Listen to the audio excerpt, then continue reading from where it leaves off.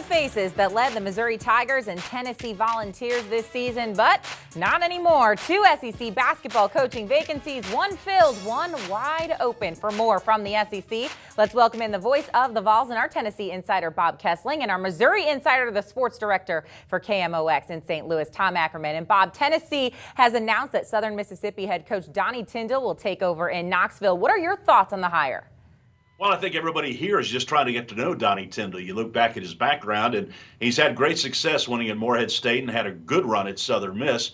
And now he's trying to take over a program that really isn't broken, but maybe he just needs to get back on track. So I think people are very interested and really inquisitive about Donnie Tyndall and what he can do here. Let's switch gears now and talk Tigers. Missouri still searching for their new head coach. Tom, who are you hearing as the most likely candidates for the job right now? Well, I wish they would have taken the coach I wanted 3 years ago, and that's Gregg Marshall.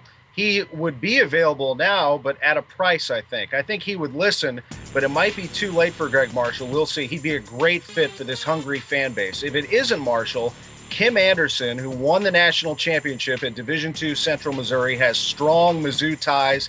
I know that the fans would like to see him, and the boosters at Mizzou like Kim Anderson as well. So those are two names to think about. Interesting. Okay, well, now let's look at the SEC as a whole. We know Kentucky and Florida are the top 2 teams in the conference, but can you state your case why your school is the 3rd best program in the SEC? Bob Kesling, your thoughts first.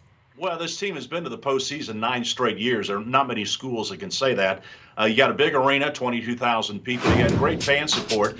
Tennessee's usually in the top 10 attendance-wise around the country. So even though the program, maybe the last couple of years, people think it's not been quite as good as it's been, still the fan support's here. And when you have the backing of football and great resources, you got a chance to be pretty good. And Tennessee has been that the last decade. Bob, I think the one issue with Tennessee is the departure of Conzo Martin, and it kind of left a bad taste in his mouth, and I know that the perception of Tennessee maybe not as good. Missouri has a strong history in basketball, just hasn't been able to get to the mountaintop, and I think the fan base is hungry. Coaches know this is a good job. Great facilities, 2 strong markets on either side, St. Louis and Kansas City, and Missouri should have a good choice of coach. It is a nice situation for a basketball coach, no doubt.